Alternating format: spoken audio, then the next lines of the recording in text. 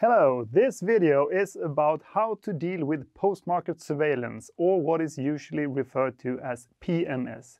This is a very important part of having medical devices on the European market and is obviously one of the focus areas of the notified bodies, so stay tuned.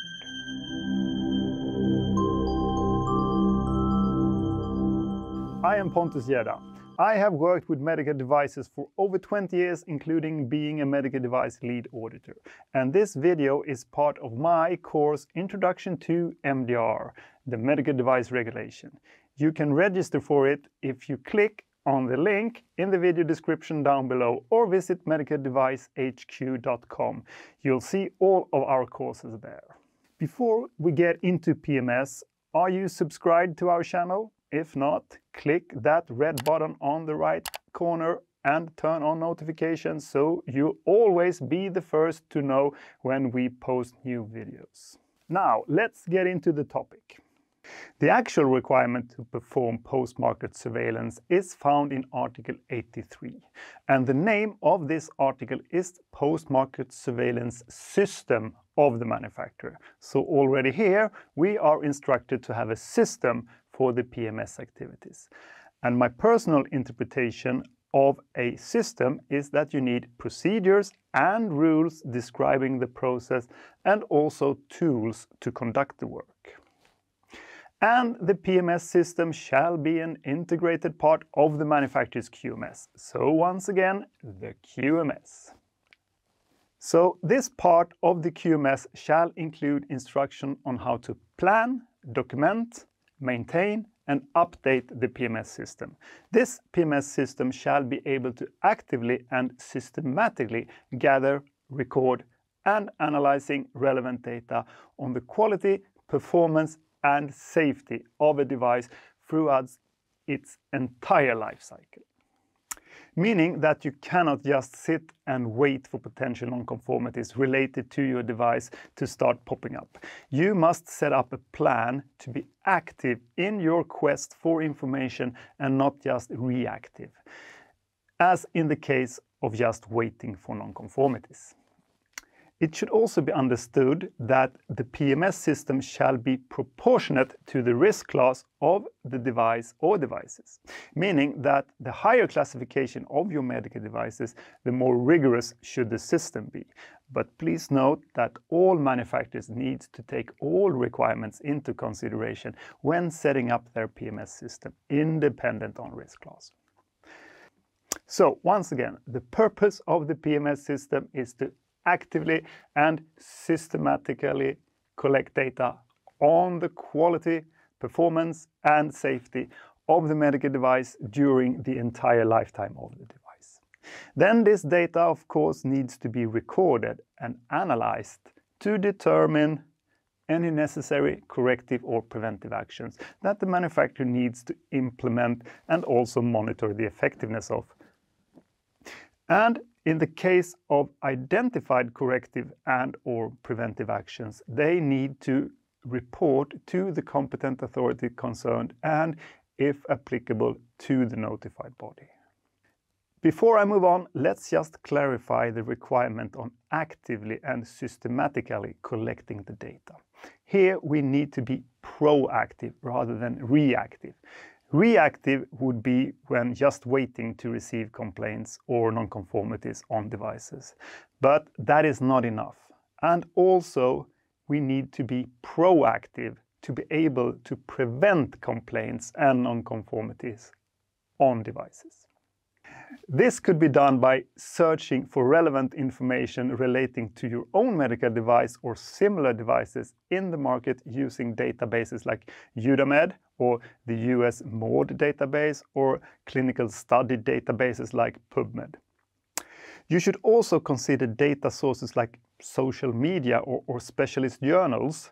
So this is one of the main things to state in your PMS plan, where to search and how to do this search. Because if your PMS system is only reactive, you can only perform corrective actions to correct bad things that have already happened. but by being proactive, you can actually take preventive actions and avoid the nonconformities and potential accidents, which will save you both time and money. And with that said, let's get back to the PMS system to clarify some more about what else you can or shall use the data for. So this recorded data, both reactive and proactive, shall also be particularly used to update the benefit risk determination and improve the risk management system. It's quite an interesting choice of wording here, improve the risk management system. But thinking about it, this actually makes sense. Let's say that you, for example, find that you had omitted risks when you did your risk analysis in the first place. This actually implies that your system is not working. You agree? Anyway, PMS data shall also be used to update the design and manufacturing information as well as the information for use and labeling. Also, here the choice of word is quite interesting. Updating the information for use and labeling is quite obvious, but what does the MDR mean with updating the design and manufacturing information? Honestly, I don't exactly know, but my view on what you need to do is if you implement corrective actions or preventive action, this might lead to the need to update design and manufacturing information. So that would be the updating of the design and manufacturing specifications. Back to the list of the use of the collected data again then. PMS data shall also be used to update the clinical evaluation and also, where applicable, the summary of safety and clinical performance for the manufacturers of implants and Class 3 devices.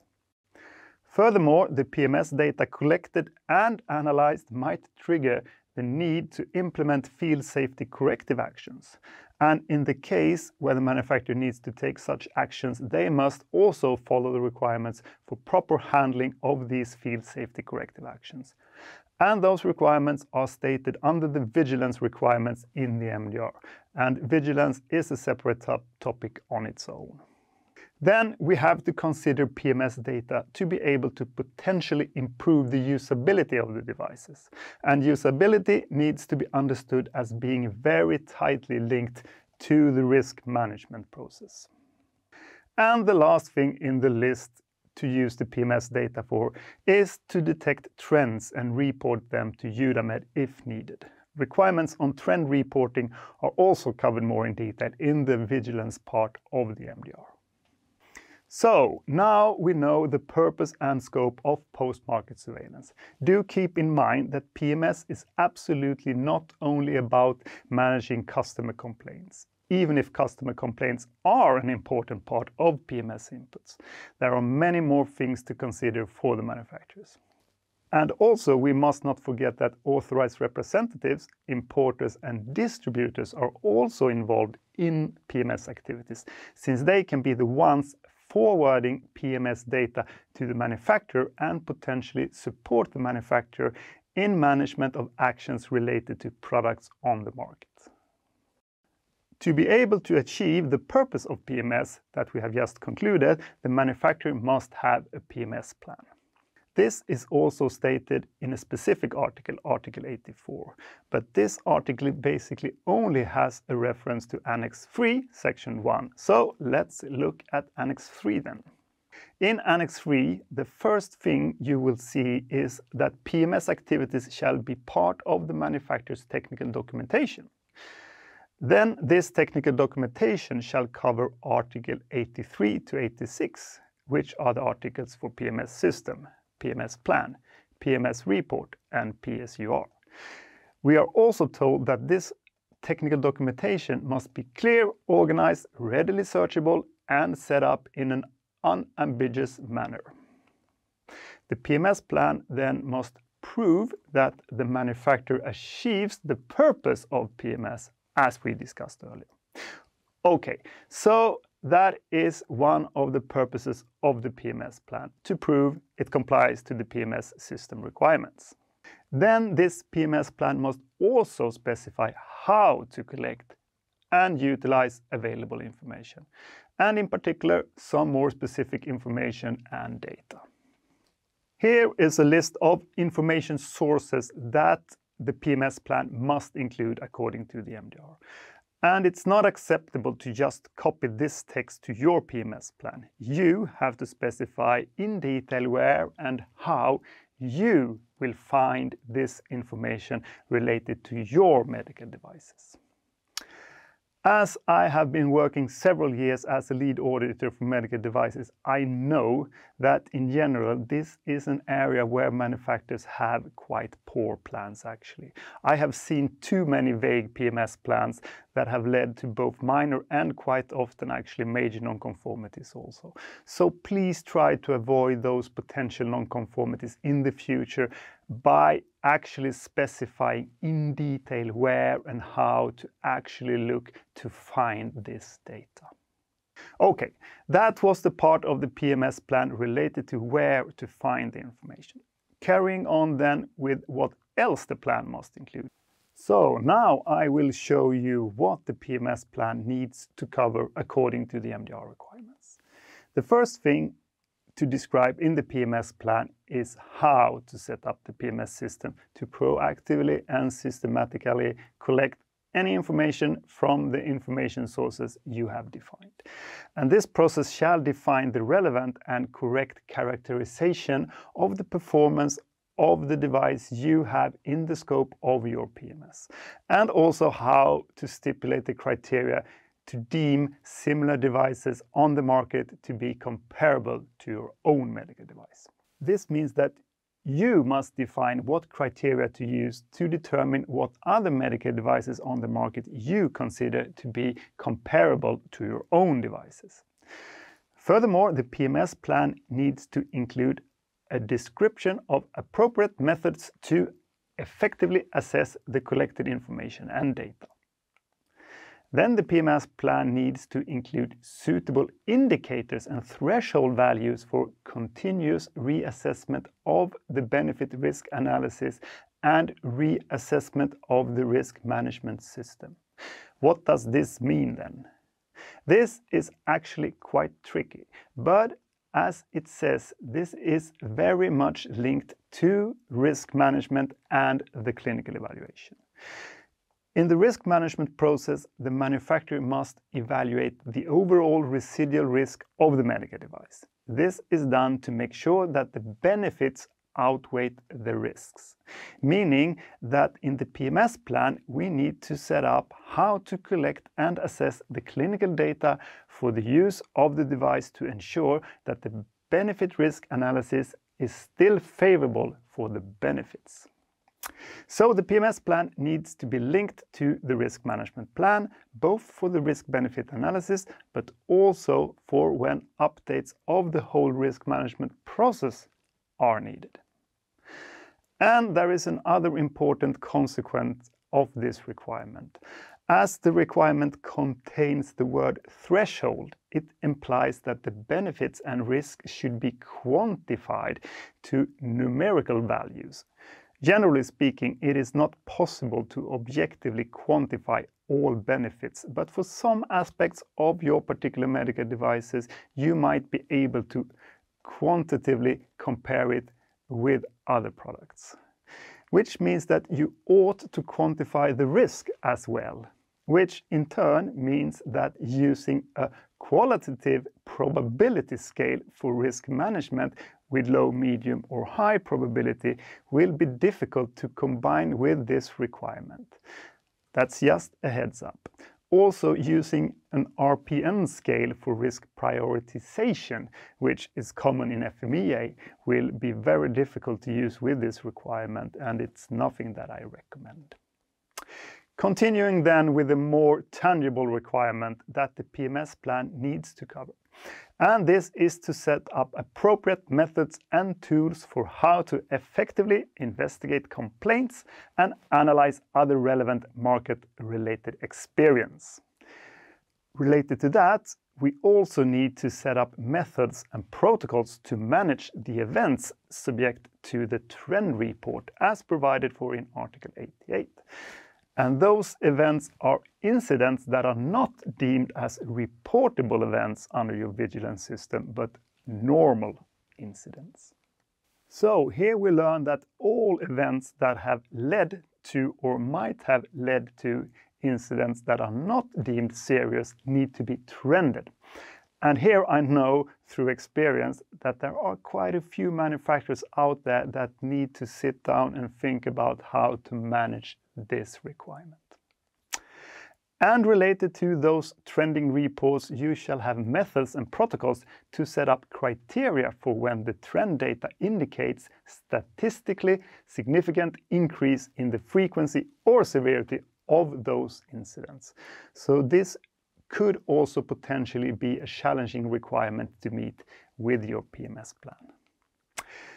Moving on then, the PMS plan also must include how to communicate effectively with competent authorities, notified bodies, economic operators and users, so basically everyone. As I said, it is much to take in, so I will give you a couple of seconds here to refocus and for me to catch my breath. So the next thing that the PMS plan needs to include is actually references to the procedures in your QMS on how your PMS system works. The procedures for how to set up the PMS plan and how to set up and manage the PSURs, the periodic safety update reports. Then the PMS plan also needs to cover the systematic procedures to identify and initiate appropriate measures, including corrective actions. And here I have added preventive actions in parentheses, since in Article 3 we are actually requested to also initiate preventive actions when we identify these. And I actually think this is a miss here in MDR, because if you are proactive, you will be able to initiate preventive actions as well. And being proactive is important, as you know by now, right? But please note that here the best thing is to basically make a reference to your regular QMS procedures on how to manage corrective and preventive actions, rather than try to invent something new just for PMS. And remember that corrective actions are implemented for things that have actually happened, whereas preventive action shall be taken to prevent things that you think might happen. Preventive actions could, for example, be initiated when you are trending data indicating something is going in the wrong direction, or if similar devices on the market have shown to cause incidents. Very much linked to the last requirement is that you need to set up effective tools to trace and identify devices for which corrective actions might be necessary. And here I have not added preventive actions, since those are not related to accidents or non-conformities with your devices. Finally, the last requirement that the PMS plan needs to consider, and this is a reference to the PMCF plan, or a justification as to why a PMCF is not applicable. The PMCF plan requirements are found in Annex 14. And if you state that PMCF is not applicable, this must be very well explained. Personally, I recommend you to not try to avoid PMCF. Firstly, because most medical devices will have clinical data, and then trying to explain why not to include clinical data in your PMS system is very difficult. But of course, there are potential devices that could be excluded from PMCF, like maybe sterilization equipment or other cleaning devices. Okay. Just some more things related to PMS that we need to understand. And this is the reporting of the PMS activities. PMS reporting requirements are a bit different depending on the class of device the PMS is covering. For Class 1 devices, the manufacturer shall set up a PMS report summarizing the results and conclusions of the analysis of the post-market surveillance data gathered as a result of the PMS plan, together with a rationale and description of any preventive and corrective actions taken. This report shall be updated when necessary and made available to the competent authorities upon request.